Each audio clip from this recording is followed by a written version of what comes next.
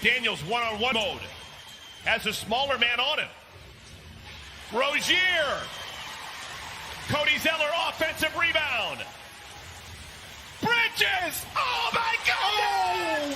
What? A thunderbolt! This is what we want to see. Look at Miles Bridges attack the shot blocker, and look at LaMelo. Oh my word! Just walk all over. Oh, man.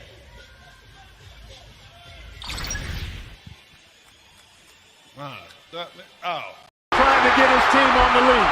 And up ahead to Siva. And the attack by Harrell. And just like that, in the blink of an eye, Louisville comes from 12 down to take the lead. It's first of the night. 8 seconds to go in the half. Albrecht driving in. Gives it up. And a push foul called on Louisville with 2.5 seconds to go in the half. It's called on Blackshear. A blitzkrieg by the Cardinals, and this is the tail end of it. Jalen. Oh, no. Hey, Cole, how you doing? How retirement treating you? It's great, man. It's great. Just, a little writing, a little investing. Nice.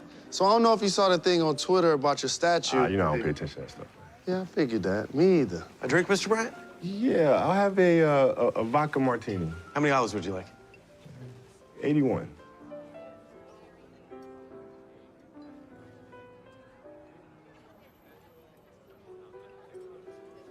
Really? Nah, man, I'm just playing. Just 2. Joke for him. He gets it.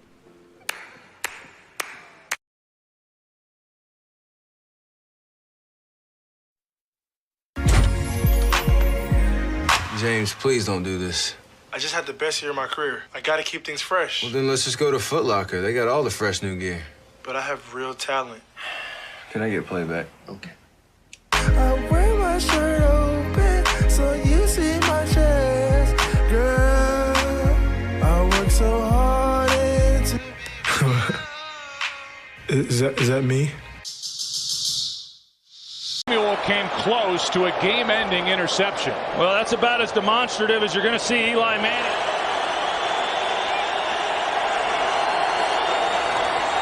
Pressure from Thomas off the edge. Eli Manning stays on his feet, airs it out down the field.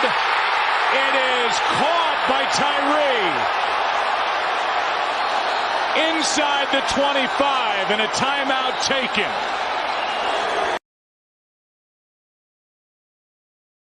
Thank you. The Lord of my life. The Lord of my life. And my salvation. Nothing shall harm me. Nothing shall harm me. We shall not fear. We shall not fear. We shall not fear. We shall not fear. That's the fall. That's the fall. They should not rise. They should not rise. They should not rise. They should not rise.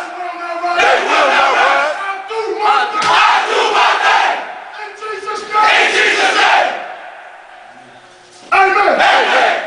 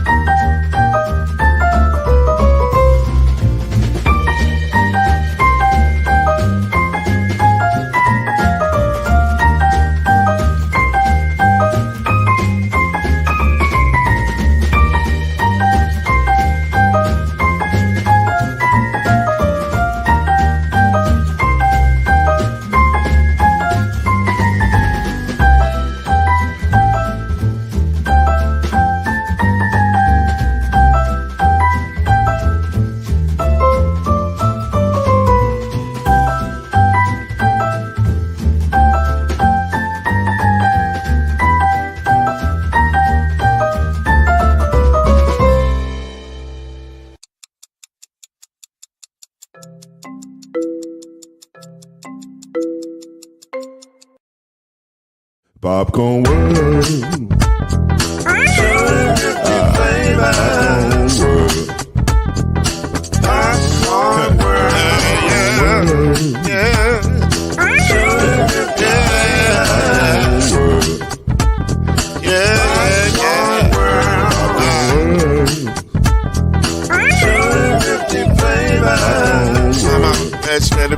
Popcorn world.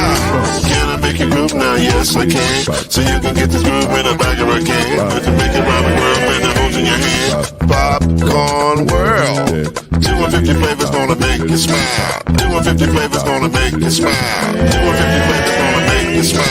I said popcorn make you smile. Ah. Popcorn world. Popcorn world. Popcorn world. It's a popcorn world. The popcorn world.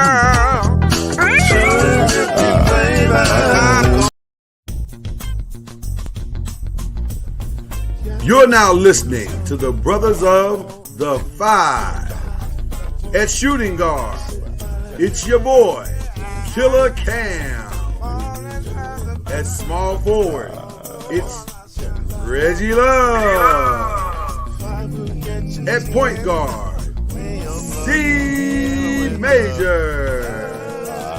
At power forward, Al B.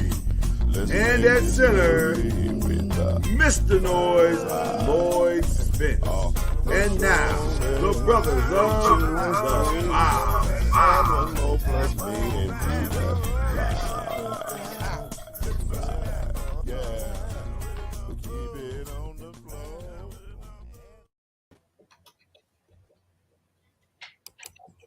There we go. There we go. Not sure why the button didn't want to give up that eye. What's going on, people?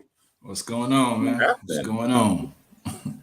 5 steps from eternity and all that good stuff. What's up? It's good to see the Brothers of the Five. What's up? What's up?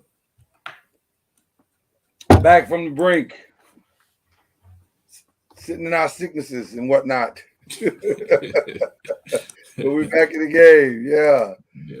Man, we got a lot to get into, so we will not waste a lot of time. I'm calling this a development story now because I feel like there is more that is going to come out of this story, but we will jump right in.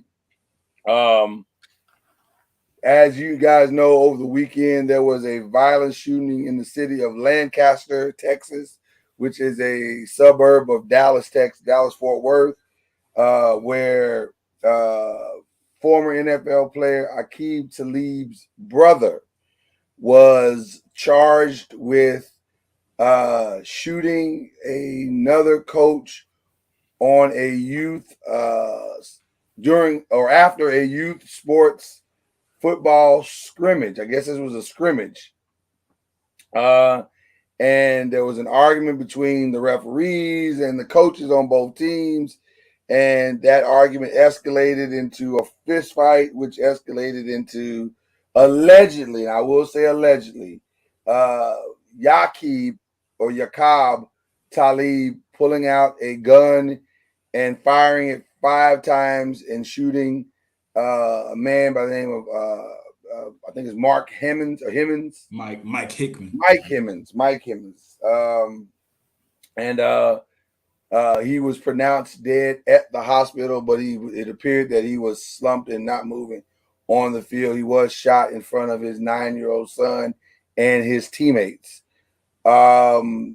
Since that story broke over the weekend, there have been floating, I will call them floating reports that the fight which we initially thought was just between some of the coaches on both sides and the referees, also involved possibly Aqib Talib, although that has not been confirmed publicly.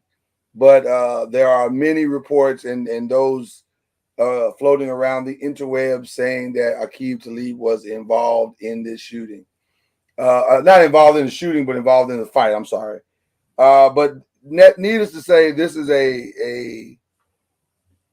another. I'd like to say it was a tragic, singling it out as one isolated incident in and of itself, but it's starting to become a trend at youth sports where if parents don't like what is happening on the basketball court, soccer field, football field, baseball field, whatever it is, then they will make their presence felt and quite possibly in a violent way. But I'd love to hear what the Brothers of the Five have to say about this. I want to start with Reggie because, Reggie, you are a person who has both a young person who is participating in youth sports, AAU soccer and track, but also you are a referee and you have been on both sides of the spectrum. So I'd love to hear your perspective on this. So why don't you lead us off, brother?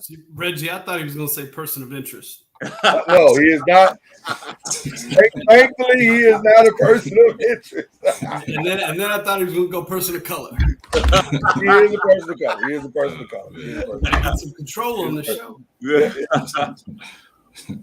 Well, first of all, it's definitely an unfortunate incident.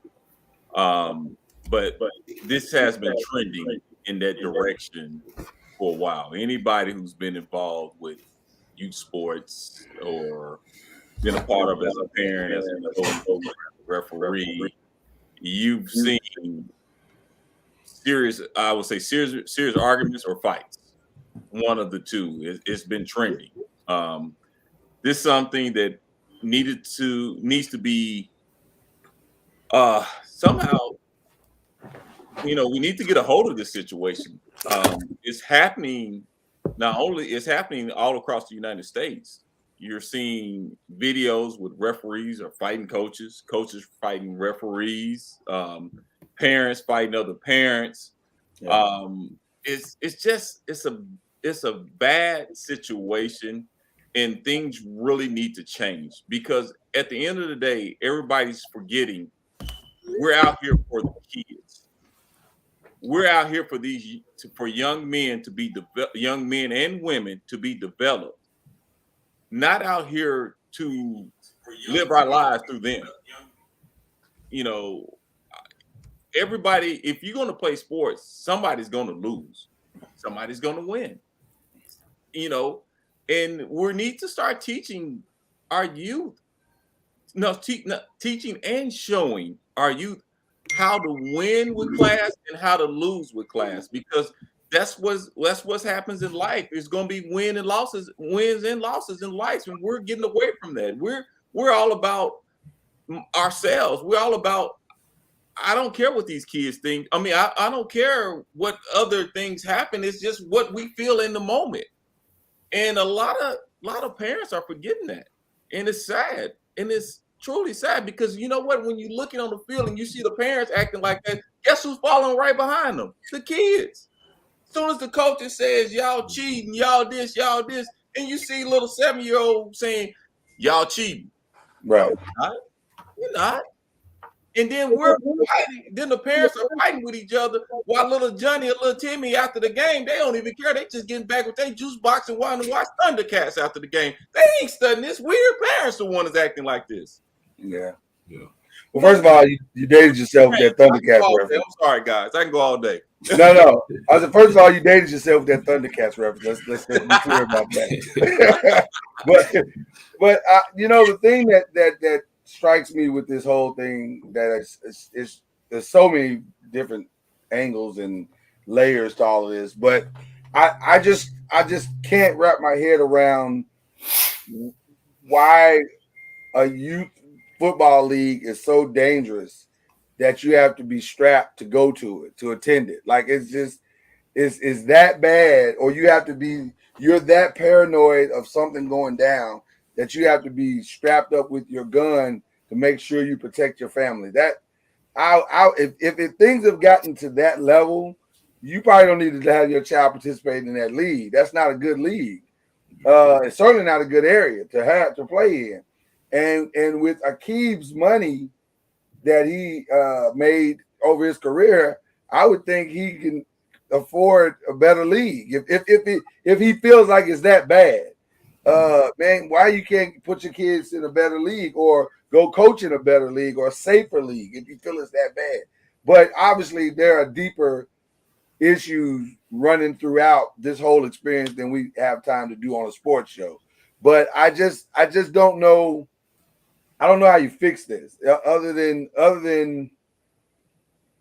I don't know, man. I don't know how you fix this. I don't know how you fix parents trying to live out their dream vicariously through their kids. I don't know how you fix that. You know what I mean? Yeah. My kid's going to the NFL. No, he's not. That kid is not going to the NFL. But you know, not just because he ran a touchdown in flag football. That's not how this works. So it's a much longer and harder path than that. So I don't know, man. It saddens me on so many levels.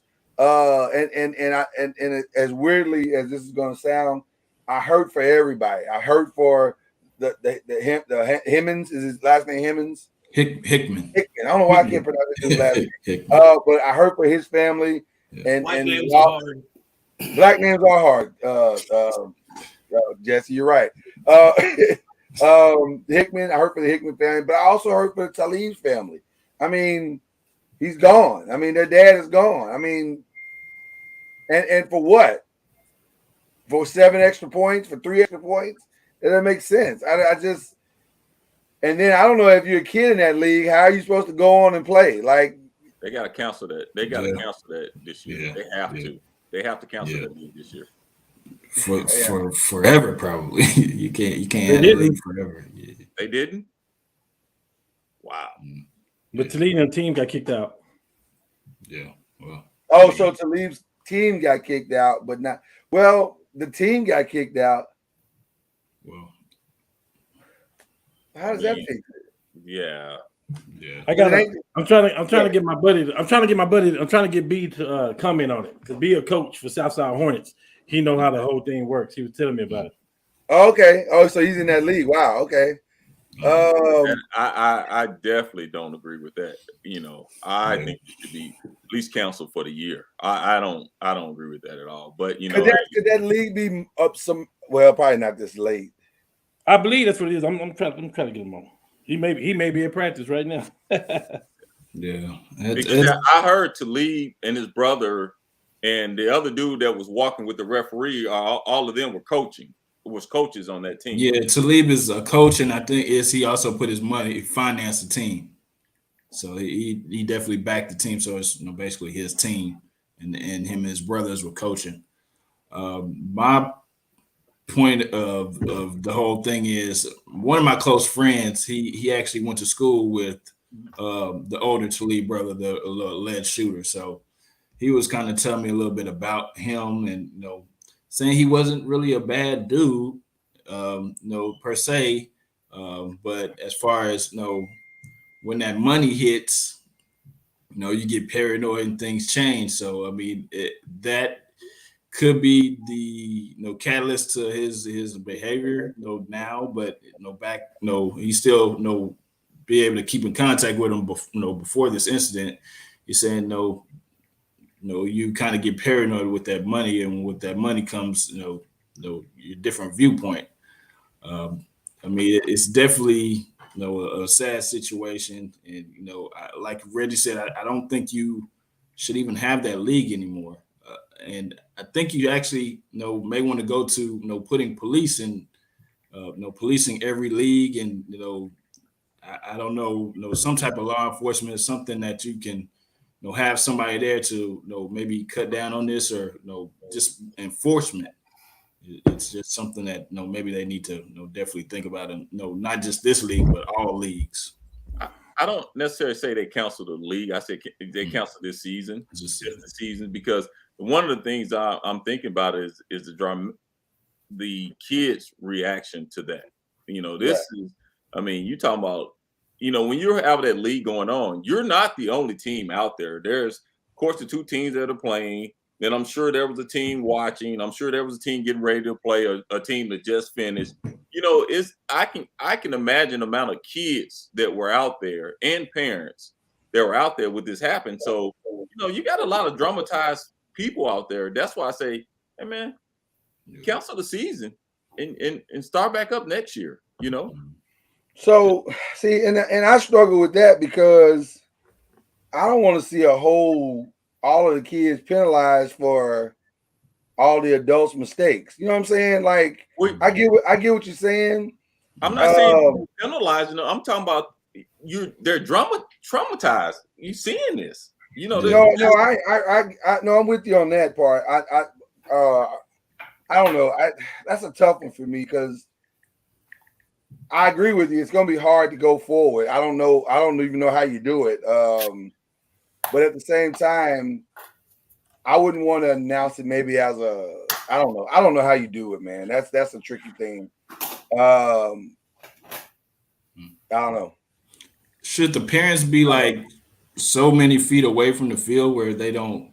Is that even a? Yeah, but that's not the answer though. No, I know, but I mean they are part of things that happen on the field and maybe not close interaction with the coaches or refs or anything like that. But this was after the so-called game. I mean, No, the referee called the game. He called the game. Okay, they called the game. Right. They were on the referees from what I'm understanding. From the referee aspect of it, they were threatening the referees. One team was losing. They were threatening the referees. And if y'all been in youth league, every referee's been, and if you get to a certain point, you call the game because it's getting out of hand. So from what I'm understanding, they called the game. The game didn't even finish. They didn't even finish the game. They called it. Have you ever been in a situation like that, Richard, where you had to call a game? Oh, yeah.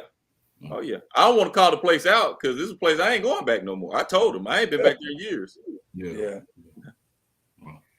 I don't know how you're supposed to fix something like this. I've been a part of I was on one field refereeing a youth league, and you know how you been on a youth league, you have 2 or 3 fields going on at the same time. Right. When there was an all-out brawl, when all police was coming from everywhere, it was an all-out brawl between parents going on another field. What is happening in this game that is so vital that you have to go onto the field and fight for your child's honor? Like, I don't understand that. I don't know, but Talib, he initiated the entire thing. His brothers were finished it up. That's what everybody keeps saying. I keep hearing that from several different sources. Yeah, that it was Aqib that started all of this. He's been in the news for different types of violent acts before, so it's not out of his character to be able to do something like that. Yeah, it's a tough situation, man.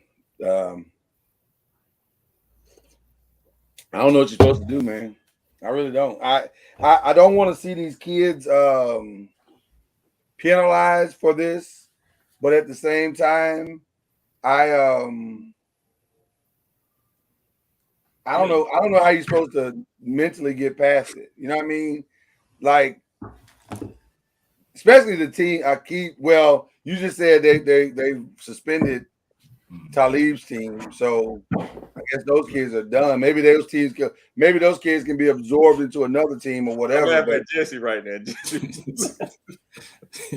Well, I've already told him I'm not acknowledging it, so I don't know what he's doing. But go ahead. What do you call him? The white Marcus Smart. Yeah. Thank you, sir.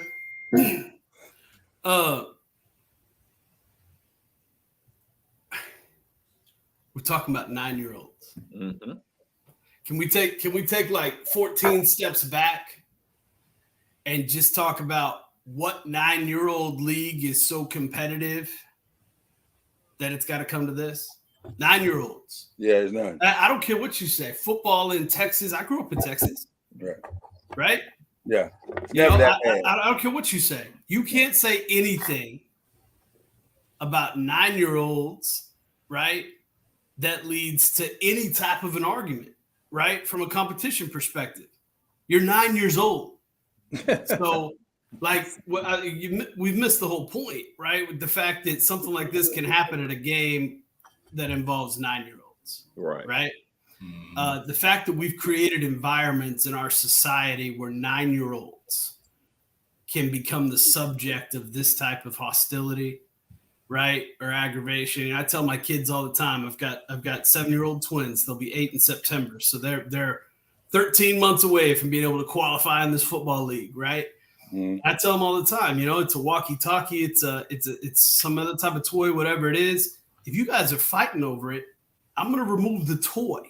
Thank you. Right? Because there's nothing that needs to come between the two of you, right? And if something becomes so contentious that you guys are going to fight over it, I'm going to remove it from the situation, right? And now you guys don't have a reason to fight. You guys can be brothers again. So when we're putting 9-year-olds in a situation that can create this type of conflict, I think we failed as a society, right? But my only pushback is that it's not the 9-year-olds that were out there fighting, but it's the 45-year-olds. They were the ones that thought that this escalated. 2 weeks from now, it will be the 9-year-olds because they seeing this. Right. It could be. But what were the 45-year-olds fighting over? The 9-year-olds. The point still exists. That's what it looks like they were fighting over. But the truth of the matter is they were fighting over their own pride. They were fighting over their own. You're right. You know what I'm saying? Like winning and losing. Right. The 9-year-olds are just the vehicles by which their pride was offended. And some other guy told them that their 9-year-old wasn't as good, so that's why he didn't make that play or that touchdown didn't count or whatever lie that they bought into. But the truth is, it's their own foolish pride that got them into that situation. But God forbid, they turn 16, they out there arguing with somebody, they're going to remember this situation, and somebody's going to be foolish. No, you and Jesse are correct, because here's the other side. Remember, was it in the pandemic or before the pandemic where we had the kid from one of the top schools in Texas, and he 16-year-old, like a referee, like tackled a referee or something and knocked him unconscious. So that's what I'm saying. That's why I'm saying what Jesse just said. Cancel the season because let's be honest. This is not going to break or make a 9-year-old's career. No, it's not. It's not. It's not like they're going to get drafted next year. Right? They're not getting an offer. Really, to be honest with you, their studies are saying, and I heard Warren Sapp on the Pivot talks about for tackle football, what middle school? They rather you start in middle school than a 9-year-old. If it was tackle. So that's what I'm saying. That y'all all are making a point. Cancel the season. Well, a lot of those kids are not going to want to even play football after this. No, but this is why I disagree with Lloyd about it was the 45-year-olds and not the 9-year-olds. Again, we created a culture where we said we're going to put 9-year-olds out there doing something. So what are we supposed to be teaching 9-year-olds? The entire environment and circle and atmosphere and leadership and everything around a 9-year-old should be about safety and should be about stretching and should be about how to prepare as an athlete and should be prepared about learning the rules of the game and learning how to be a good sports person. I see what you're saying. And so the second that we've deprived our 9-year-olds of that environment in any capacity, much less holistically, right, to where it can become so competitive and so cutthroat that this is the response we get from the people watching the event, then we've again failed as a society, And why is there a league so competitive that 9-year-olds that it is that tense out on a football field? Right. Gotcha. Right. Everybody out there should be like, oh, go help them up. Right. Give them high fives. What do we do after the game? We get in lines. Who brought the orange slices? Right. Jesse is saying what I'm saying right there. That's it, Jesse. You're right on the money. Yeah. So if it's getting like this, why should we have this season? So maybe that's the twist though. Maybe the plot twist is rather than make this what it has been, this competitive, ridiculous, whatever fight, gladiator fight to the death that it has become, maybe we scale it back and say we're just going to have a season where we're learning foundationally what it means to compete, what it means to prepare, what it means to whatever. You know what I'm saying? Because in golf, we call it etiquette. Golf etiquette. We have to learn right. etiquette. We're learning. It's a season of etiquette. Yeah. Well, see, you can't do it this year. You got to start that next year. You gotta retool this thing. You're gonna have to put conduct policies in for parents and coaches. You're gonna have to. Matter of fact, you're probably gonna have to do background checks on coaches. And I know a lot. And you know the unfortunate situation thing about this, that the young man that was killed, he nine times out of 10 he was a volunteer coach. Oh, for sure. A volunteer coach. He's trying to spend time with his 9-year-old son. Yeah. So that's what I'm saying. You're gonna have to. I hate to say it. One incident, you got to step it up. You got to step everything up. There's even bigger issues here, right? So we've talked about the football side of it and the parent side of it, but and we talked a little bit about the society side of it, but we live in an America that's almost shameful, right? And the fact that multi-repeat offender who 3 days prior to the game was indicted on meth charges is carrying a firearm at a 9-year-old football game that got so competitive it came to gun violence, that a husband and a father was shot in front of his wife and son and killed. You look at the country of Japan, another top 10 country in the world in total population. In 2021, the number of gun shooting incidents in Japan, right? Cases of incidents involving the discharge of firearms. That's it. Wow. Oh no, it's definitely us. Yeah. So let me ask you a question. Do you think? Hold on. In 2020, we had 20,000 deaths involving guns in the United States. Right. We had 40,000 injuries. We had kids 0 to 11, this 9-year-old group included, 1,000. 999 deaths. We had 4,000 teenagers, 12 through 17. We had 611 mass shootings in 2020. Yeah.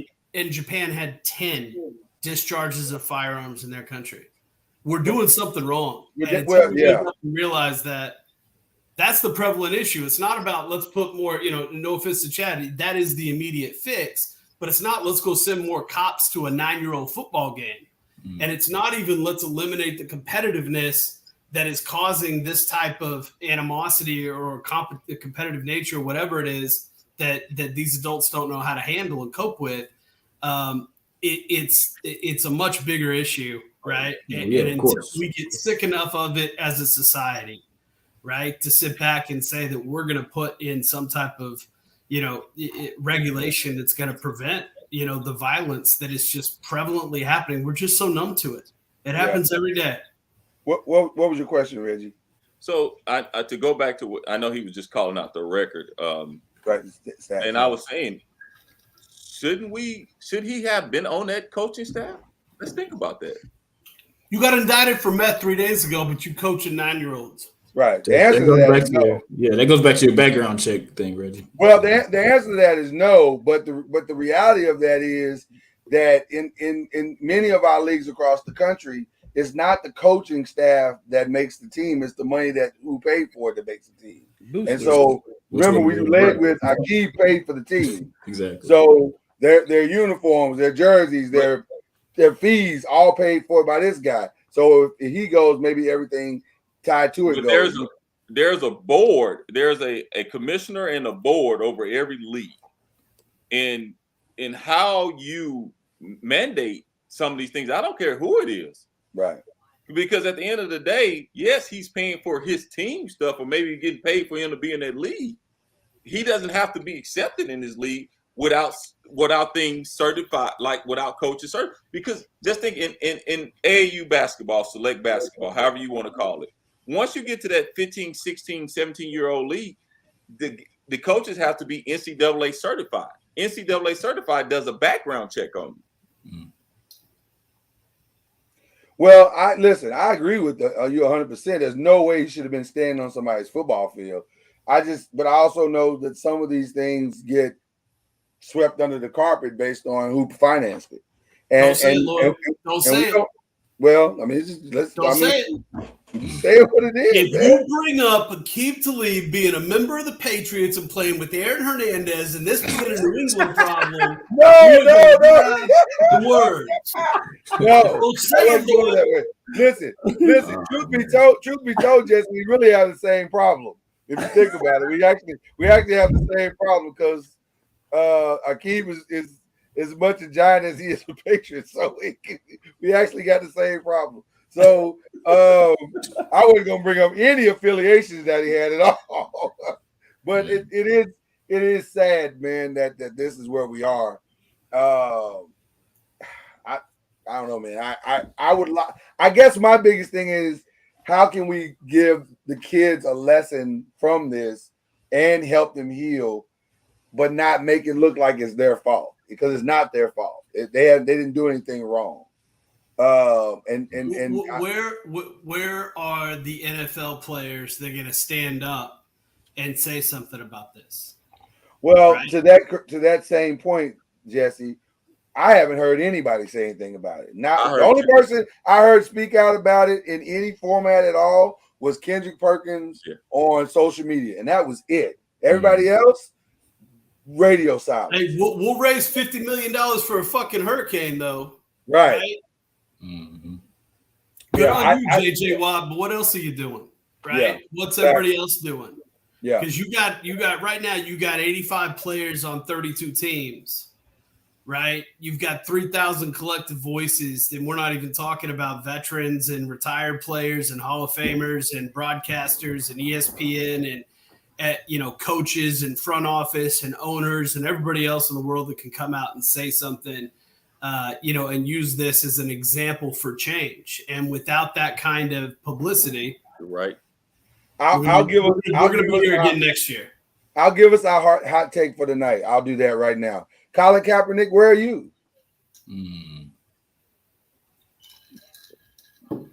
If anybody else said something, they took his platform. Yeah, 95. It's probably 95% of the players has played through a youth league. Yeah, he still got his platform. He can say something. How about the NFL just coming out? He still looked at it as coming out and saying you cannot be in they've got to regulate stuff like baseball does all the way down, right? Like golf does all the way down. That's what regulate it all the way down. You say 9-year-olds in pads, right? Playing tackle football in a competitive elite league in Texas, right? Like, well, we're so focused on safety and equipment, and we know you don't have what we have, right? And concussions and everything else that's been plaguing the league for I don't know how many years. And they've got to come down and say, this is how we're going to regulate, youth and peewee football all the way down. And this is what you learn at every stage. And this is when you're allowed to do certain things. And I mean, the NFL needs to step up here. Yeah, I would be interested to see what Deion Sanders has to say about it, since he came from that world and that the little league world and was a coach for a lot of years. What a great guy to stand up! What a pedestal! Great if Deion, right? He could grab this thing and go 10x, right? Yeah. On his Twitter followers and his likes and everything else, because that's why we do everything nowadays. But you want to talk about somebody who could really take this and build a platform on top of what he is already doing that could be revolutionary in the game, right? We don't talk about the Tigers and the Serenas and the, those types of players because, we talk about as much about what they did on the court of the field as we do about how they revolutionized their sport, right? And what they gave to their sport that's beyond just their stats and their performances and their championships. And what a great, Deion would be unbelievable, right? Deion, Ryan Clark. I mean, these guys need to, This is where, to me, your legend is made. I mean, I appreciate what you do on the field, but man, when you can impact stuff like this is when your legend is made. So that's why we say this is a developing story. We'll hopefully see something happen here soon. I do want to keep it moving here just a little bit because we have another developing story right before we jumped on the air tonight. Adrian Wojnarowski, who at this point I'm starting to think he just is the go-to for all things breaking news. I was low-key wanting him to just tell me what the weather was going to be like tomorrow. I think he was the one that broke the story today in regards to, and I'm trying to pull it up on my Twitter here, but it was in regards to the college and university. Oh, I'm sorry. My phone is doing weird stuff.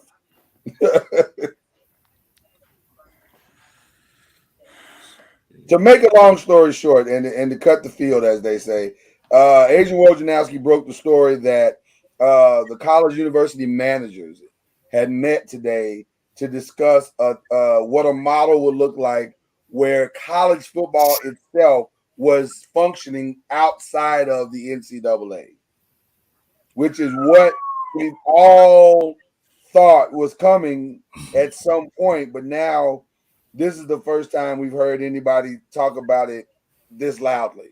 So I wanted to bring it at again, this is one of those developing story type situations.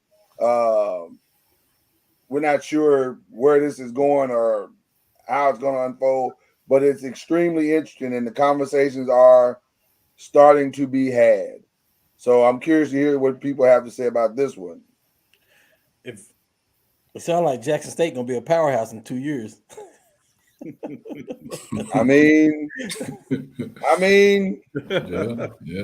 This is why Dabo was crying. This is why these guys are crying, because you take the NCAA out of it, I mean, you talking about rules, regulations, and everything else. Ugh. See, that's what I was thinking. Cam, I was thinking the same thing. It's no holds bars then. Am I correct? Well, there would be a governing body, so to speak, but I mean, what does it look like? What is it? No, that's what's being discussed now, and it's being discussed at the highest levels right now. So this is well, you knew it was coming. This is an interesting situation. Listen, they're getting paid now. For one, there's already free agency in college football now. Total free agency. So, yeah, it's Louisville literally lost a dude today that had not even played a down on the football field. He has not played. He's a freshman. He has all 4 years of eligibility, and he said, "My time here at Louisville has been great, but I feel like it's time for me to move on. I'm in the transfer portal." What? Hey, you haven't played. He loved the city. He loved the city. Can I pat my back? I told y'all this a year ago. I told y'all it was gonna happen. I'm gonna pat my back on this. I told you. Pat away. Yeah. Hey, it's free agency, baby, in college. That's what it is. Yeah. I mean, listen. Lincoln Riley made a good move. Lincoln Riley made a good move by going to USC, didn't he? That's where the money. Oh yeah, he's in prime position over there. You know, he's in prime position because you gotta believe that if this happens, man, it's gonna. You think it's chaos now? No NCAA to get in the way of it all. Woo, good luck. Yeah. The only way I would trust a league like this is if they said, what's my guy's name? We're always talking about in college basketball. The lawyer. That's really Jay Billis. Yeah, unless Jay Billis is running it, I don't trust it. Yeah, you better have a body of a governor, somebody. Yeah, right. Yeah. Yes. You can start with Tebow and get a group around him. Yeah, you're gonna need some high level of integrity to be watching over this. Still, at the end of the day, you still want to pay into whoever governing because they ain't gonna do it for free. No. You're definitely gonna have to pay into it. And but then maybe that's okay because maybe we can stop calling it a nonprofit and just call it what it is. We're making this money over here, but this is how things are done, right? So at least we're being honest about the situation at that point. I blame this on blue chips. The movie Blue Chips opened the door, blew the dust off of everything, and now the truth is out. So All right, well, we'll keep this one for before us. This is right now just a development story, but we do have couple of breaking news stories. One, the Texas Rangers cleaned house. Longtime president John Daniels is out, and he is followed. Well, he actually follows manager Chris Woodward, who was already let go last week. This is an easy one. This is an easy one, Lord. It's been good for a long time. This is a very easy one. Nolan Ryan. Bring back Nolan. Yes. Bring back Nolan. Jeez. Yeah, it's been good for a long time. So yeah, I mean Houston has been solid since they left. It's that Nelson Cruz curse. Did the Houston thing make it 10 times worse? Yes. Because you're bitter. I guess you can call them a rival. I don't know if I don't call stuff a rival when one team is like so much better than the other. Yeah, but that was all Nolan though. That was all Nolan, yeah. And his son. Mm-hmm. Well, it's all over now. So the new replacement, what's the guy's name? Young, I think is his last name. Chris Young. Chris Young, yeah. Chris Young is the manager that's going to take over. GM. Yeah, GM is taking over all of the responsibilities. Interimly. Right, well, they're saying interimly, but although it feels like Davis has a leaning to him, the owner Davis has a leaning to him. And it's just I guess he just wants to see what he's going to do. But listen, to me, it hasn't felt like the Rangers over the last 6 years have had a plan. Like, it doesn't feel like they have a plan. Like, it just feels like they didn't want to spend any money, and then yet they wanted a competitive team, but they didn't really know how to build it. And so, where do you get it? And you can't attract free agents. They finally got the stadium built, which is nice, but maybe that's why John Daniels lasted as long as he did, because they didn't want to have a switch in the middle of that build. But now that the stadium is up and it's ready to go, now you're like, okay, your services are no longer needed. So I don't know. I'm not mad at it because John did good for what he did good in the time he was there. He got him to two World Series back to back. So got him through a playoff run, got us out of the A-Rod contract. So, that's whatever. I'm happy with it. What are you doing? Yeah, talk to him. White Marcus Smart, what you want? You had the floor. You got the floor. I could care less about the Texas Rangers. That it is the least of my priorities in this world. I'll tell you this though, right now. You got to remember, Daniels was the youngest GM ever in the majors when he got the job. Right, in 2005, he was 28 years old. When they got to the World Series in 2010 and 2011, he was 33, 34. Think back to when we were 33 and 34 years old, right? Or when we were 28, and the level of responsibility that he had and the job that he did. And then still at 38 and 39, right? They still won the AL West. It's I think he did an incredible job. He's only 45 years old. And to say that the Rangers, aren't spending any money, I mean, didn't they just spend like $500 million this offseason on like 3 players, right? Well, I'm talking about early, before the new ownership. Yeah, before the new ownership. Yeah. Right? They committed $500 million in contracts in the last 12 months to 3 players. So, right. So I think they're committed. It's just, it's 17 years is a long time to do any job, right? And not have a change of scenery. And so this just feels like a natural evolution of events. And I think Daniels did a great job for overall. That I think doesn't even deserve to be a major league ball club. But that's just my opinion. Yeah, Daniels definitely will be picked up. That was unnecessary. That's what it all came down to. Go ahead. Daniels definitely will be picked up pretty soon. The coach though, Woodward, isn't this his first or second season being the coach for Texas? He looks like he's never mind. I think it was his second, but yeah, it's just. But you can't lose 102 games ever, no matter how many years you've been coaching. Yeah, I was a Red Sox fan, but Yeah, you can't lose 102 games. So, and the final breaking news of the day, you heard it here. At age 37, I mean, 2 years, $97 million. I don't know why they. Let me ask y'all a question. Why is that breaking news? Well, I mean, because there was some thought that he may not do it. Hey, Lord, I got this. I'm sorry. I apologize. Go right ahead.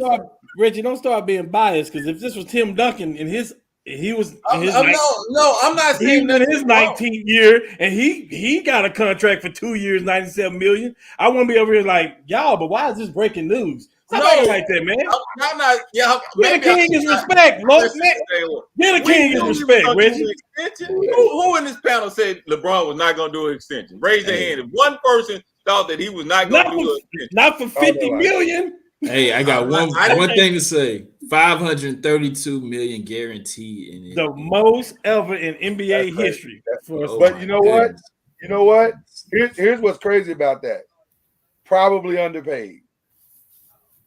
Facts. As crazy as that sounds, probably underpaid. Reggie just looked at the screen from side to side. He didn't like that, man. By which team? Which team was he underpaid? He played for 5 of them. Which team? He took pay by the whole entire NBA, he was underpaid. Yeah, he could have took some. He took some. Hey, Reggie, you talking about the team he won? He won a championship with? You talking about Cleveland? Well, it was all of them. That's what I'm saying. Probably grossly underpaid, but hey, Cleveland should still be paying them. Cleveland didn't win the championship in how many years? They should still be paying them. $532 million and Deshaun Watson on his heels. Come on, man. That shit Ohio State did. They didn't give them justice, man. It's what LeBron did for the entire city, jobs and everything. They should be paying LeBron still. Right. Jesse, what was you about to say? I'm sorry. He would have made more money if he went to college. He's a billionaire. So Would he? No. Reggie Bush made more money than that kid. He might have been a billionaire. He might have been a billionaire. Rookie contract. Hey, he would have. Eric Dickinson said he took a pay cut. He took a pay cut. Memphis would have paid that dude. Yeah. Oh, especially if he would have been playing right now. Was Calipari at Kentucky then? Kentucky would have paid. Oh God, yeah. He would have been. He wouldn't have been there. He'd have been over there with Mata. He'd have been at Ohio State or Duke. Yeah, I was about to say Duke. Kentucky would have absolutely paid him whatever he needed. And if I'm not correct, Kobe would have went to Duke. Am I correct? Yeah. Kobe was going for sure. I think. But Braun was going to go to either Ohio State or Duke. Kentucky would have offered Kentucky as a down payment to. They already had LeBron. They had Anthony Davis there. We have no problem renaming the state LeBron if you like. Are they bringing back the high school rule again? I heard. Is that true? In a few What's years? that? Are they going to bring back the high school? It's on the table for the next CBA, I think, conversation. You might as well bring it back. But it feels inevitable. It does feel inevitable, like it's already been decided. So, yeah. I mean, you might as well, because the NIL is in effect, you might as well bring it back. Well, LeBron was smart with the 2-year deal because he can opt out the second year, and that year Bronny would be there. So he can do whatever he want to do. You know, he can go where he want to go. Bronny's a sophomore this year, junior? Senior. Coming up, he's a junior. I think this is his senior year. Yeah. Senior. Yeah, senior. Yeah, I think this is his senior year. I think his path is pretty clear to me. I could be wrong, but it feels like his path is going to be G League. Of course. Yeah, there will be no college in this kid's future. No. And I know that because when they tried to float the rumor that his lead school was Oregon, his dad said, I don't know who y'all got that from, right? But we ain't said nothing like that. So yeah, I feel like his path is pretty clear. So now apparently the coach at Oregon got ties with LeBron. LeBron and that coach got ties there. I think it was back in Cleveland. I think he was in Cleveland when LeBron first got to Cleveland, and now he's at Oregon. So he better hope that LeBron can help him go coach the Lakers G League team, because that's the only way he's gonna ever be able to coach it. Now, did you see the youngest son? He's 6'6". He's better. He's gonna be better. He's nice. He's nice. He feels like he could be better. He's nice. Like he's very skilled. He is super skilled. But Bronny is more aggressive, but I think that's just because of his age. Right. Age and confidence. So we might be looking at a LaMelo Lonzo situation. They're both good enough to get to the league, but it's going to be clear who the better player is. Yeah, Bronny going to get there because his dad's name is LeBron. Right. Yeah. All right, so here we are, people. Question number 1, preseason week 1 is complete. We're headed into, I guess, week 2. What, tomorrow? Somebody playing tomorrow? I don't even know. Yeah. Yes, sir. But we'll talk about week 1. What y'all think? What you think about your team? What you think about anybody else you watch? Well, they didn't. I think nobody really showed anything because it's some teams didn't even play their starters. Which Reggie, which was surprising to me with only 3 games. Right. I'm wondering why teams are being.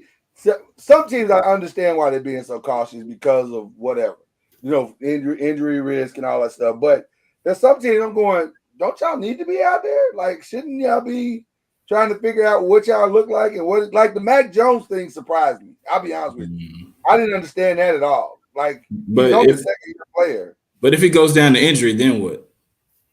Well, I mean, and that's a great point, Chad. Because look at the Jets now scrambling because Zach Wilson is out. But I'm thinking about timing, because you can tell, and I'm not trying to be biased, but you can see the coach timing with the receivers and quarterbacks and things like that. You can tell they wasn't in sync. It was still off because it's their first year playing together. So what I'm saying is you got to have some sort of timing here, getting ready. Cam, tell me if I'm wrong, Cam. Oh, no. You're right, but I'm so excited. Lord, I'm sorry. Jump on in there, brother. I'm so excited. Let me tell you why I'm so excited about my team. Our team? Excuse me, Reggie. We got both of the Colts fans on this podcast. Right. Remember, I'm riding with you. I'm jumping with you right now, Cam. Let me tell you why I'm so excited about my team. Who led the league in rushing last year? Probably the guy that's going number 1 in most fantasy leagues. What's his name? I can't remember. What's his name? Help me, Reggie. Something Taylor. I was gonna have him help me. That's Zeke. I'm sorry. And who had the most touchdowns last year too? By the way, who had the most touchdowns too? That's all I'm saying. Who had the most touchdowns too? Lucky Henry got hurt. Okay. Well, I would say this. That's also true. That's fine. That's fine. Injuries are part of the game. That's fine. If it was a fifth, we all be drunk on here. So so we don't care about that. Yeah. You was hoping Steph Curry got hurt too, wasn't you? All right, so check this out. Chill out. Take some off. Who was our quarterback last year? Carson Wentz was, sir. So you mean that we played the entire league last year with 8 in the box and we still led the league in rushing? Now we got Matty Ice back there. We got action. You feeling confident, huh? We got action, bro. You feeling confident? All right. Well, listen, I feel like my quarterback should be out there for whole games during the preseason. Hey, I'm going, y'all. I'm talking about the Giants. Just show you out there. So you want your quarterback to get hurt. I watched some of that. Your backup quarterback should be your starter. Well, right? Stop saying that, Reggie. Stop it. No, he is garbage too. But he less garbage. Reggie, you remember we played them in Houston? We ran them off the field at the end of the second quarter. He garbage, man. But said Houston. That's not fair. He has his dream quarterback. He has the most amazing quarterback there is. He's been a topic of my shows. He said all season that Daniel Jones will not be the quarterback of the Giants. All season. He's still quarterback. He sure is. Hey, he said it. He said it. Hey, man. Hey, can I tell you something, Lord, that you don't like that y'all have received? Can I tell you something that you don't know? Maybe you don't know, and maybe the Giants organization don't know. Talk to me. Garoppolo is out there, man. I know. Okay. The conversation ain't been going well, though. All he do is win games, by the way. That's it. The conversation ain't been going that well. The Jets are in that conversation. Are y'all hearing They that? are. They are. That didn't help. We had a lot more to stand on when Zach Wilson was healthy now. The Jets still got a better quarterback system than y'all do. They got Flacco over there. Oh, wow. Yeah, but not by much though. He's old. Wow. But I take great. Listen, Saquon looks amazing. What you cannot afford to do is run that whole offense lying on Saquon. He'll be hurt again. No, I know. All right.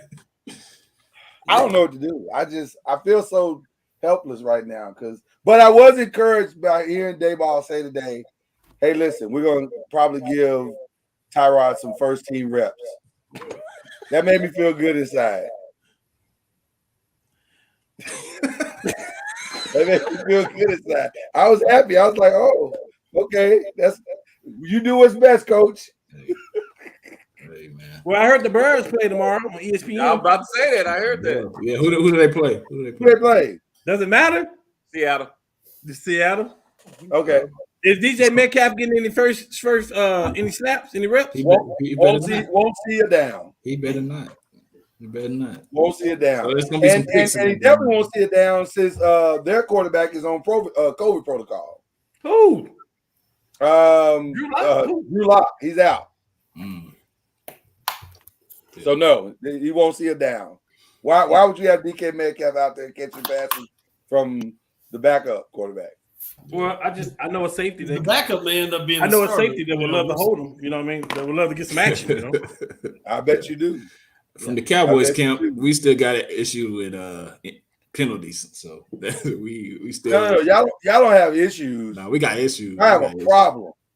Issues. Right. Same thing.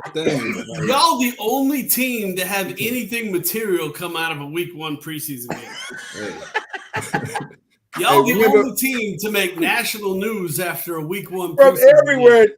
Jesse, on every listen, the Cowboys did everybody in sports media a favor because there was really nothing to talk about coming out. It's America's team, and the Cowboys are like, hold this beer, we got something for you over here.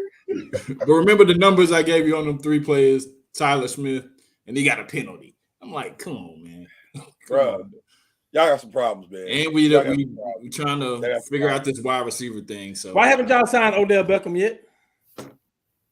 Is he healthy? He's not healthy, but he will be eventually. He's gonna be at some point. Eventually, so yeah, I don't know. They're talking about the guy that just like Travis Fulgham.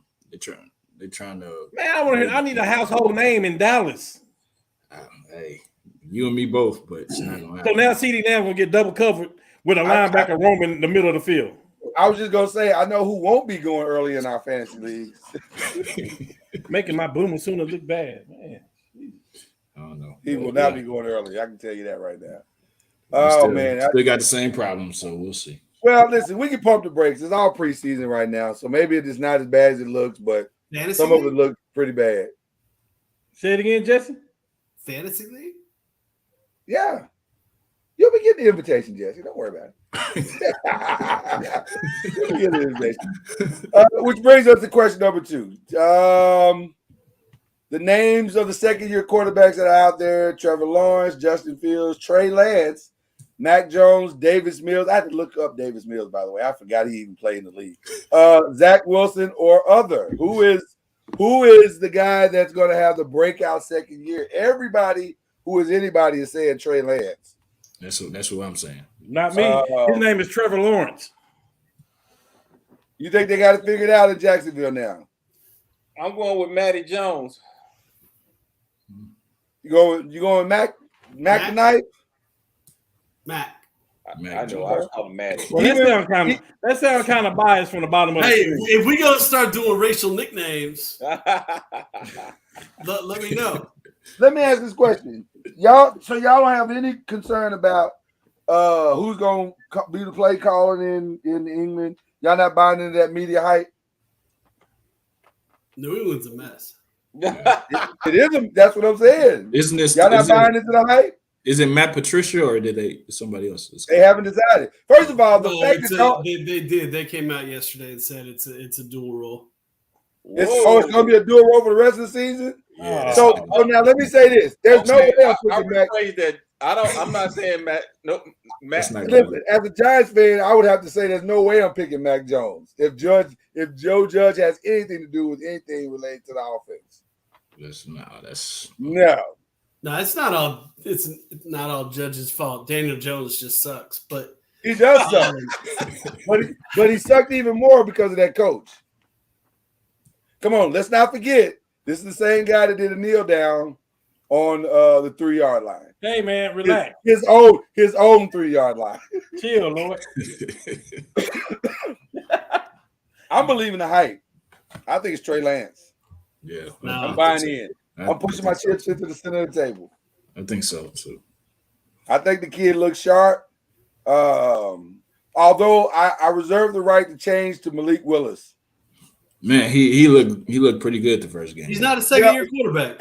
He looked good. He looked good running the ball. I don't know if he looked good. He's a rookie. He's not a second-year quarterback. Right, he's not a second-year quarterback, but he might take the other guy's position. There's no way he can do that. He doesn't play for San Francisco. I'm not saying he's with San Francisco. I'm saying he might take Tannehill's position. It's realistic that he could take Tannehill's position. I like Trey Lance, but I might pick Tom Brady. I think so. I'm allowed to change the rules a little bit. Listen. Cam's answer and Trevor Lawrence is it has to be the answer, because if it's not, then Trevor Lawrence has fooled more people than anybody else in the history of football has fooled people. Since he was a freshman. More than Tim Couch? More than Tim Couch? Yes. Oh, yes. yes. He was a freshman. Tim Couch wasn't doing this in freshman year in college. No.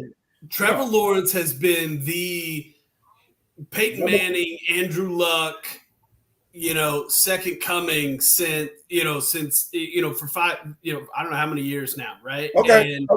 And you gave him a pass his first year, one because more than Johnny Manziel. It's tough to perform in your first year, and you have the whole Urban Meyer situation. They don't have a team around him, and on and on and on and on and on. But if someone like David Mills goes out and outperforms Trevor Lawrence this year, right? Like Trevor Lawrence has to make everybody around him better, or he's pulled the biggest fleece job since Manti Te'o. Yeah. And I think what? Real quick, where does Davis Mills play at? Anybody know? Houston, Texas. No. I'm talking about in college. Did he go to Houston? I got nothing.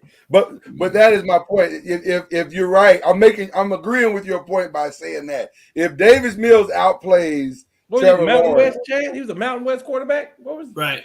Right, I'm agreeing with you. If Davis Mills outplays the Golden Boy Trevor Lawrence, he went to Stanford. Yeah. But I say all that. Cam's answer should be the right answer, right? Because we've already pushed all of our chips in the middle of the table on Trevor Lawrence. Everybody has. That being said, I'm going with Fields. And the reason I'm going with Fields is because what Chicago's done, especially with getting Mooney on that roster, I think Fields has the best year of all those second-year quarterbacks. I think Fields is going to make a huge jump this year because I think he'll be comfortable. And it feels like they have finally made it his team. Like say what you really want to say, Lord. Say what you really want to say. Matt Nagy is nowhere near him. Okay, I mean, I was trying to be respectful, but you're right. Once you get the disease out of the body, you tend to heal better. Well, and who was tend to heal better? No, let's talk about that list, right? So, Trevor Lawrence, Fields, Lance, Jones, Mills, Wilson, like by far the best team is Trey Lance, right? Right. That's one of the reasons why I think second best team may be Justin Fields. Well, the reason, I don't know. Matt Jones. No. Yes. The Bears can't even name you their starters right now. Yeah, the Bears are struggling. I Bears would have say a better record than the Patriots this year. I'm gonna tell you something. I think it's gonna be Trey Lance just because he has the better safety net. Yikes. Anytime you can turn around and hand the ball off to Deebo Samuel and then on the next down throw it to Deebo Samuel, that's a pretty good recipe for success. And you got George Kittle over there too. Yeah, he got a lot of safety nets. Right. So, he may not have to do as much, right? Exactly. Now, that being said, if he can't get the ball to a Deebo Samuel or George Kittle, right? Yeah. Well, then he's exposed, and we know what he is. Right. Right. But I think he'll be okay. I think Trey Lance is going to be okay. But I like the fact that Justin Fields, because Justin Fields is going to perform. He's going to perform. If nothing else, he'll be behind Lamar in rushing yards. Yeah, I also think if you talk about who has the better year, and we're just talking about stats here, right? I think that's all we have to talk about. I don't think wins really counts. No, we're not talking about wins. Yeah. Right, it's got to be stats. Right. Fields is going to probably be in more games where he's going to have more opportunity to try to come from behind and throw the ball more, open things up. Whereas San Francisco, I expect them to be leading more close games, low-scoring games, right, through most of the year. And they're going to expect Trey Lance to do a lot of protect the ball, right? Whether that's Debo out of the backfield and some type of play set, or one of their, Mitchell, or one of their, faceted running backs coming out of the backfield, or Trey Lance running the ball. I just expect them to probably be a little more conservative on offense. And here's your second hot take of the night. And by the way, Justin Fields' division now winnable now that Devontae Adams is gone. Anytime you're having meetings with the wide receivers in the middle of the third week of camp, that is not a good sign for your football team. Well, when you're making $50 million a season, you better accept it. Listen, it's totally your fault. But at the same time, he's already putting his excuses out there like they're young, they can't only like Aaron Rodgers do. Only like A-Rod do.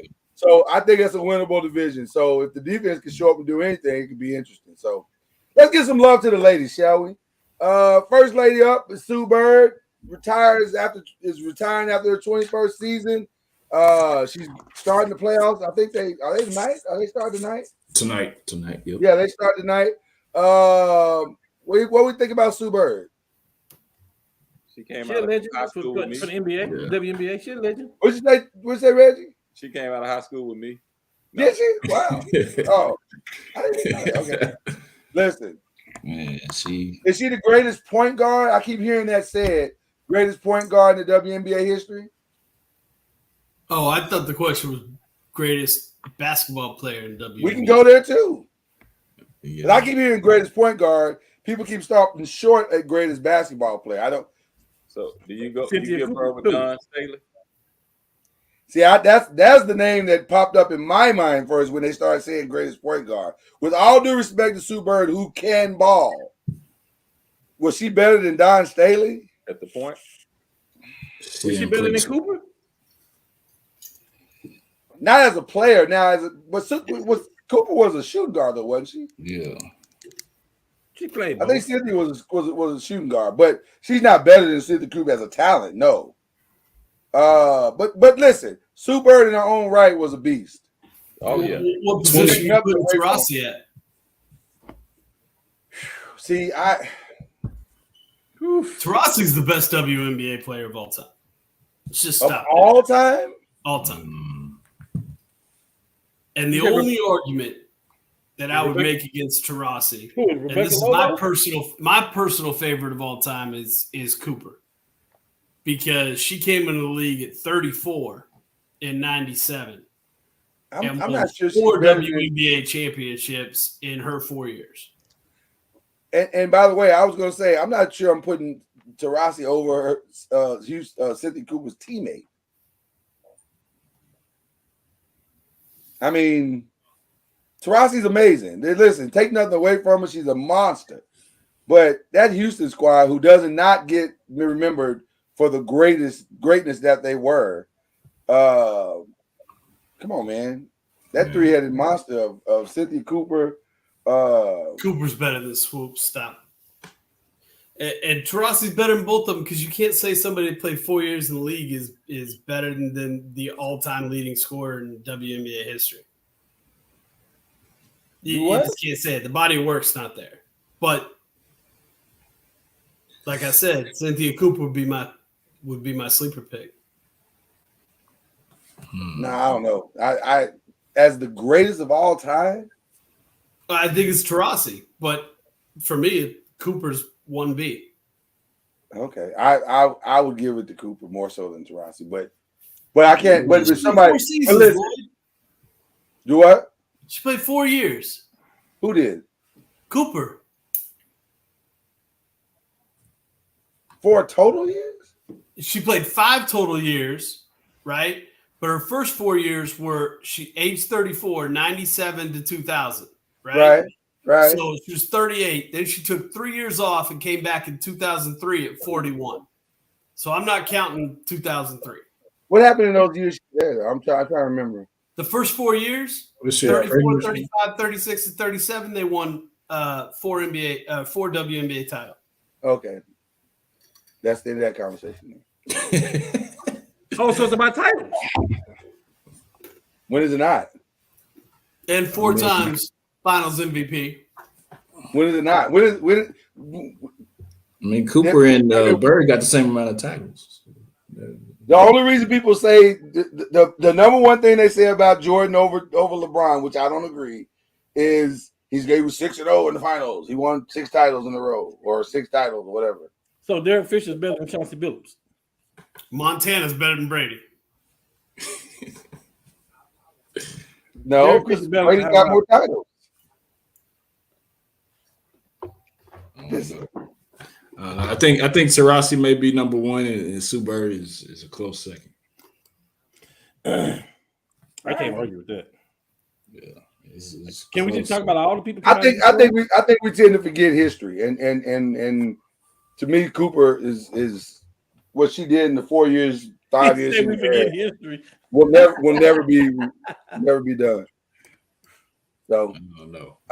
There's another greatest that wrapped it up, or is wrapping it up, although not as ceremoniously as we would probably hope that she would.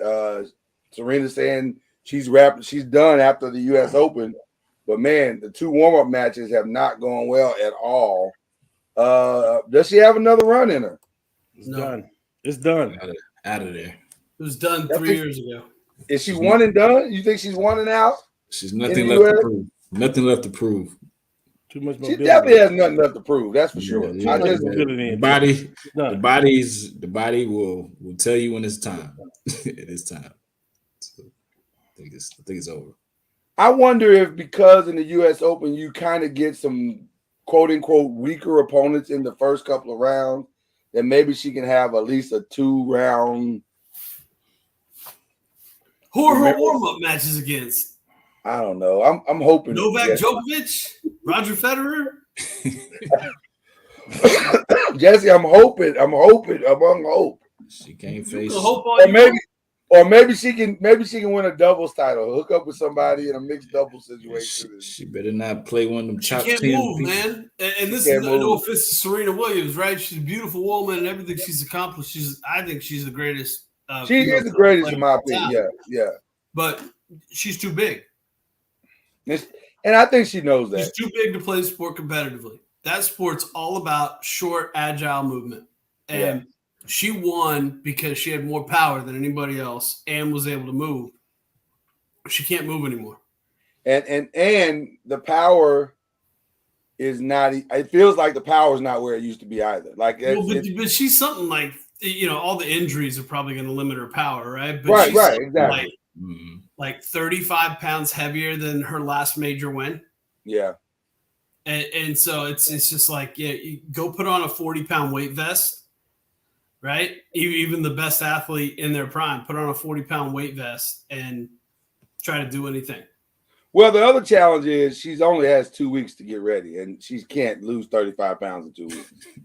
So that's the end of the ball game. Like, if she lost 35 pounds, she still. I don't think she can still compete. I mean, these it'd people be hard. They're quicker and faster. It'd be hard. Learn what she I has hate it for her, man.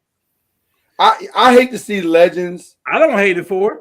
I think she can't play 3 years ago. Yeah, 4 she years can't ago, play forever, man. So it's her time. She can't play. Well, forever. I guess what I mean is, it's always fun to watch a legend go out on top, but most legends don't. They end up going out on the sword, and it looks like she's going out on the sword. Like, they're going to beat her. They're going to literally beat her down on the court until she cries, and then that's the end of it. She's going out per se on her time when she's not going down due to she got injured in a match or anything. Like, she's going down saying I'm. But see, I feel like that kind of. She is kind of going down on injury though. Really, I mean, I think that hurts them though. So I feel like it hurts them. I think she should have went. She should go out.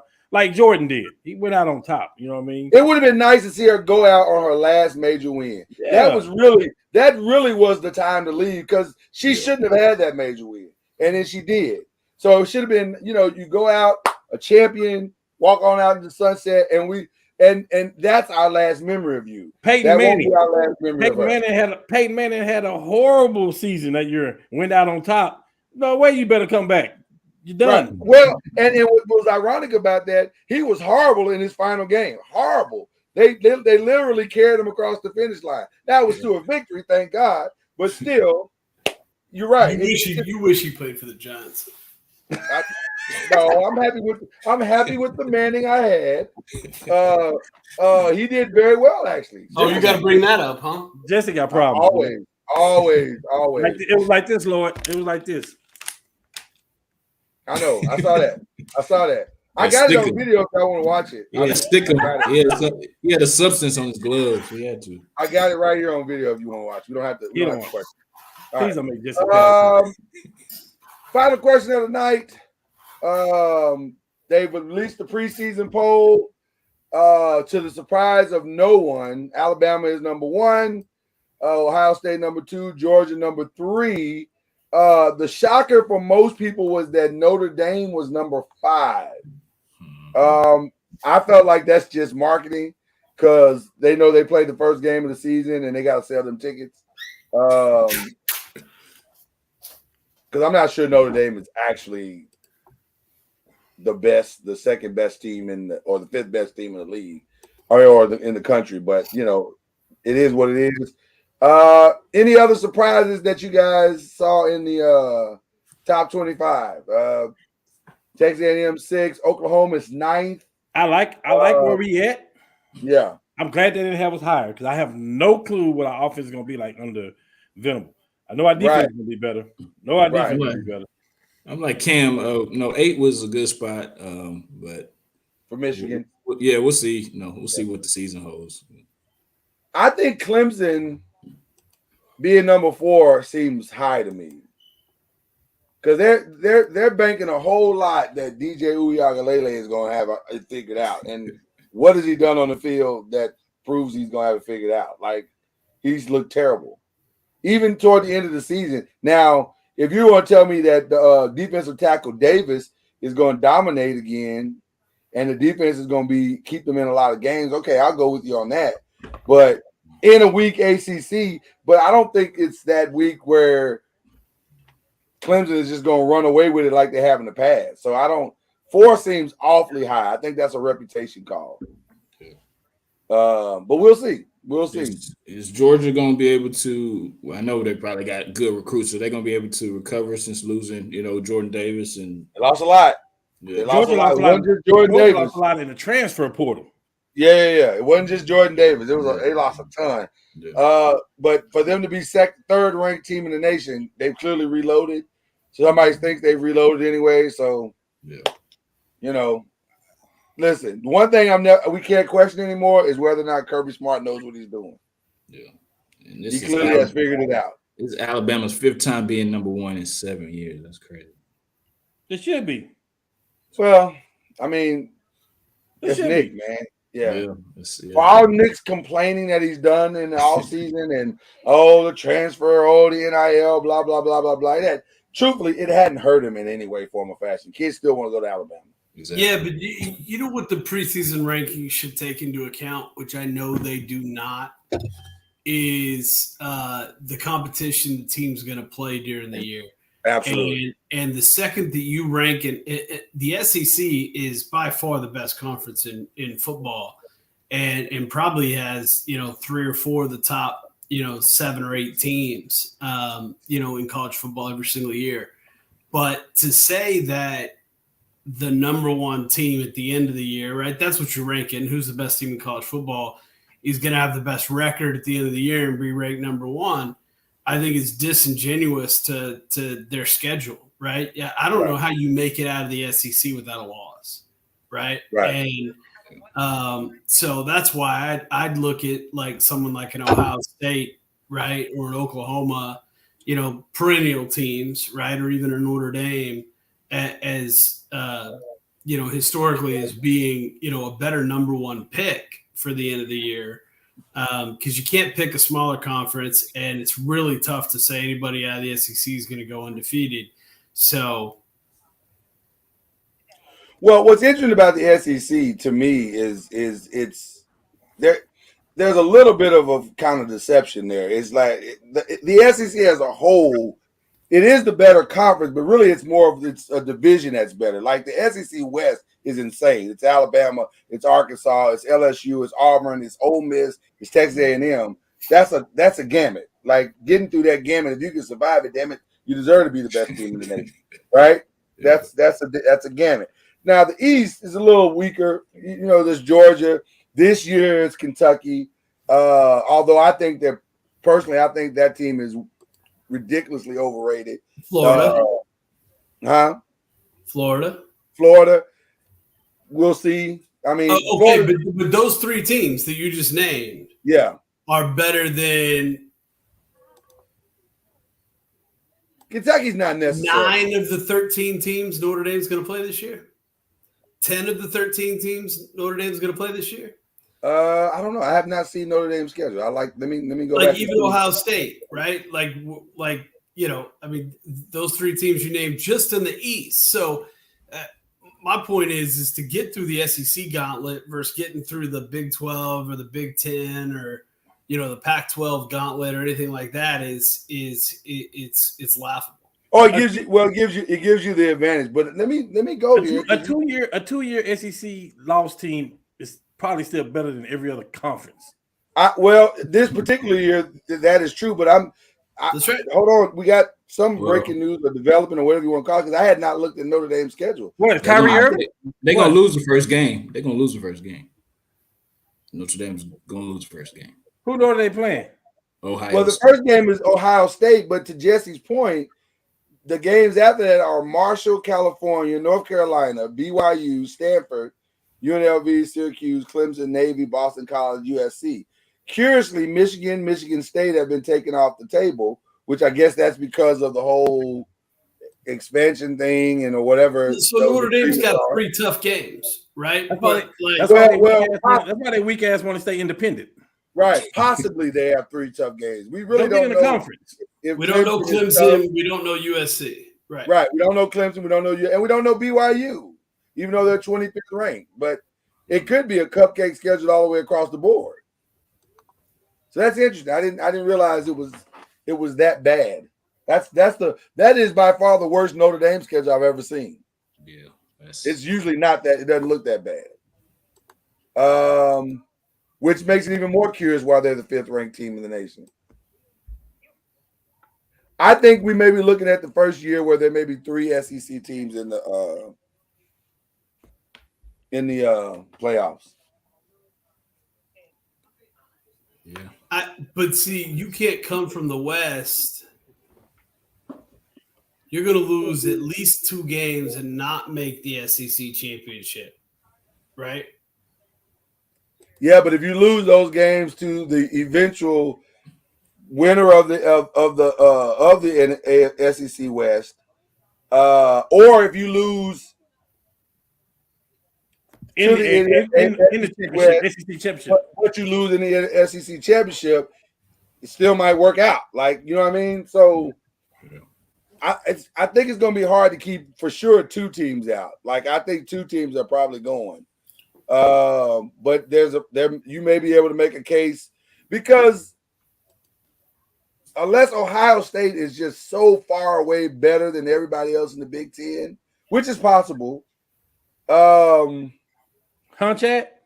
I thought you said something. I mean, hey, he said something last year. We gonna late though. Late though. We gonna see, man. We're gonna see. It was late when it looked like Michigan had it all wrapped up. It was real late. It went early. we gotta see, man. We gotta see. Yeah, I mean, they have a pretty good schedule too. So I mean, no, Chad, you're right. We gotta see. Purdue might be good. Well, Jesse, jokes aside, it ain't gonna be Michigan. The Big Ten needs some of those teams to be better than advertised. Like Iowa, Purdue, Michigan State. Yeah, they need some of those teams to step up and be better than that. 8-win, 9-win teams. If they can get that, then it makes it look a little bit better. But right now, it doesn't feel like that's what's going to happen. But we'll see. True. We'll see. Interesting stuff going on in the world of sports, people. I gotta tell you. Shout out to Derwin James, who changed his family and his children's family and his children's family today. Highest paid safety of all time. Goodness. Until somebody contract they're not a top 5 defense, though, right? Hell yeah, they're a top 5 defense. Are you crazy? We'll see. Settle down. Hey, they haven't even hit the field yet. They got 3 cornerstones at least. I'm gonna tell y'all right now, though. I will stop watching football straight up this year if Roquan Smith finds his way to San Diego. I'm done. Was that the rumor? Can I tell you something? It sure feels like that's what's. I think they're gonna pay him. I think Chicago's gonna pay him. The rumor is Dallas, actually, Chad. Yeah, they need him. We can go ahead and take Leighton Vander Esch out of there. I think half the league need Roquan Smith. You ready to get rid of Leighton already? Hell yeah. You play more than he does. You play more than he does. Y'all fickle. Cowboy fans are fickle. You can't trust them. They got no loyalty. No, we good. We good over here. No, you are not good. No, let me be clear about something, Chad. You're not good. 17 penalties in a preseason game. You're not good. No, I'm saying as far as letting him go. I'm sorry, as letting him go. Yeah, penalties. Yeah. Oh, you good on keeping him? I got you. Yeah. To get Roquan Smith, yes. Say Brandon. So the question we asked the question if to league team was suspended out of the thing, did they do away with the league? What's going on with that league or whatever? Is Brandon Brandon's the one? Yeah, he the coach. Yeah, you see, he got all the kids back there behind him. Got you. Yeah, Brandon. If you got some insight, we'd love to have it here on the 5. We'll start while you getting the information. So fellas, looks like we got you guys on opening night, ring night. Say what now? Lakers and Warriors on ring night. Hold on. What that supposed to mean? Do you know what rings are, Chad? We know what ring. We know what that means. Do me a favor and get a zoom in on that banner behind you.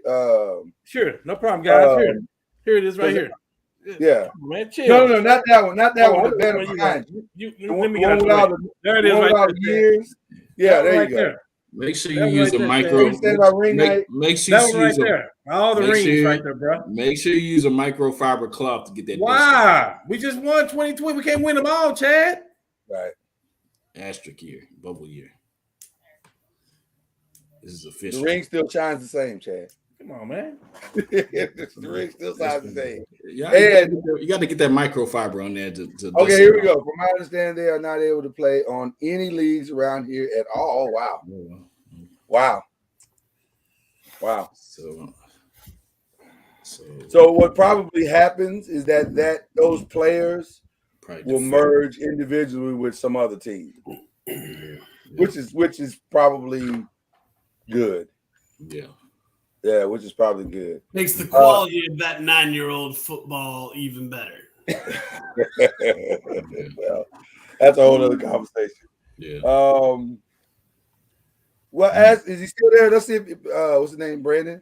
Brandon, does this mean the players get to go to other teams in that league? Is that how that's gonna work? Let's see if he's still there. And we can give shout outs now if you guys want to. While we're waiting on Brandon to respond. Shoot, I'll go ahead and go first, man. It's more of a condolence than a shout out per se. Want to give first shout out condolences to the Hill family. Grant Hill lost his mother. Calvin Hill lost his wife. Wow. To brain cancer a couple days ago, and that's something close to me because my mom passed from brain cancer. So I definitely praying for the Hill family, and that's definitely a definite big loss. And condolences to the Hickman family. Mike Hickman, as I understood it, former UNT running back. So definitely, prayers to them and all those kids and families and just other like Brandon coaches in the league. That's definitely felt all through. So definitely praying for all you guys. And also, man, nephew getting his shot tomorrow. Definitely, Come on, man. Definitely looking to see him on the field and Come on, man. seeing him run one back. I definitely want to see him run one back. Come on, man. Let's go. Let's go. There you go. And then Brandon confirmed the players can go to any team they want, whether in that league or another one. So that's good. That's good. Okay. I'll go next because I know you guys got some big ones and we want to save the best for last. I send my thoughts and prayers. I was not aware of the Grant Hill thing. So definitely want to send my thoughts and prayers to his family. Also to the Hickman family and that entire league and all those kids, just that community as a whole, just praying for healing. And let's just stop the foolishness, really. Let's just stop the foolishness. That's completely unnecessary in every possible way. And then like I said, man, shout out to Derwin James. Ain't nothing like seeing a brother get a generational wealth. So there you go. Hopefully he handles it the right way. So shout out to him. So and shout out to Tyrod Taylor for making it competitive. All right, Jess, what you got, bro?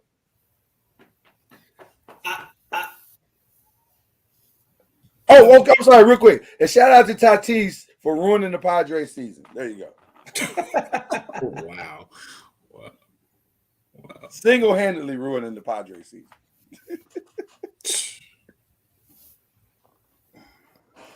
I'm going to go WNBA on both of my shout-outs. I've got extremely conflicted when I watch the WNBA because I really like a lot of their players, across multiple teams. But tonight you've got the Chicago Sky playing the New York Liberty. Yeah. And I am a massive, we talked about the best players in the WNBA of all time. Big, UConn fans all day long, right? Love the Tarasis and the Maya Moores and, the players that come out of that program. Yeah, absolutely. The players that come out of that program. But I love the Elena Deladons, right? As well. And obviously the Sue Birds. But my favorite WNBA player of all time is Candace Parker. Yeah, just hands down. She's my favorite player of all time. And, she's 15-7-5 through the third quarter, right? The Chicago's up by 3. Yeah. But they're playing the New York Liberty, which are massive underdogs, right? You got a 26-10 team in the Chicago Sky and a 16-20 team, right? New York Liberty. But New York Liberty's coached by who I think should be and will be an NBA coach one day, and Becky Hammond. Oh yeah. And so it's conflicting emotions watching the series, but I'm a big fan of both of those people and wish them the best of luck. But it'll be so. I guess I win either way and I lose either way, right? Yeah. Oh, you know what? What we didn't do, we didn't show some love to Sylvia Fowles. Amazing player, great in the post, did her thing. She's wrapping it up as well. Shout out to her. And shout out to Nafisa Collier, who got back just in enough time to play the last couple of games after giving birth. Wow. That's pretty impressive. Yes. Pretty impressive. Okay, I'm sorry. Yes. Go ahead. Take us home, Cam. Well, number 6. Shout out to first of all, my favorite WNBA player is Rebecca Lobo. Just so y'all can know. Another beast. Another legend. I didn't say she was the best player ever, but she is my favorite. Yeah, right. Shout out to nephew, man. Nephew State, you know what I'm saying? Nephew stay prayed up. You know, Chicago called him back up.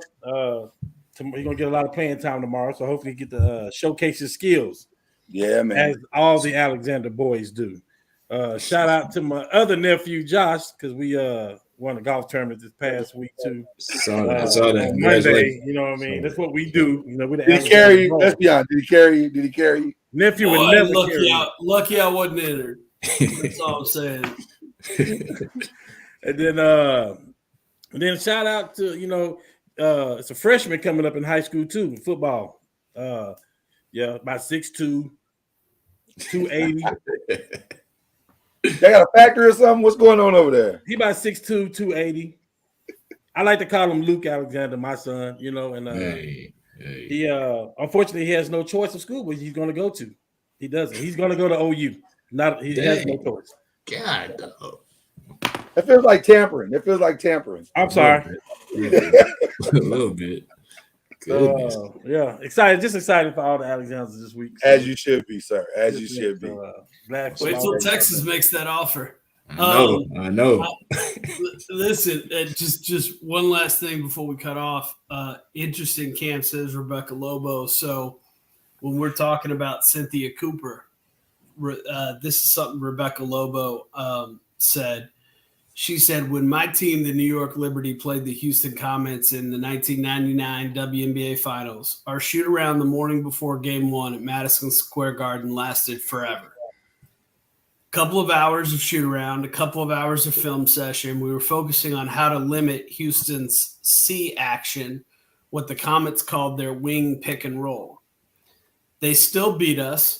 Coop scored 29 points. Didn't matter how much we schemed for her. She could create off the dribble, score inside over bigger players, and was a willing passer. Rebecca Lobo thinks Cynthia Cooper's the greatest WNBA player of all time.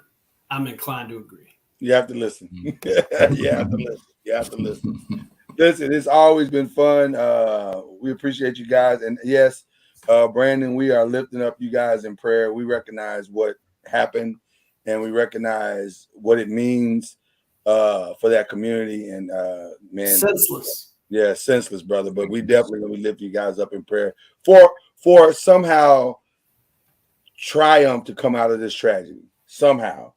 And I think we're all men of faith. So we'll just say it like this. That this is what God does best. This is what God does best. So with that being said, Brothers of the Five, man, we've had a good night. We'll see you next week. Man, we out this piece.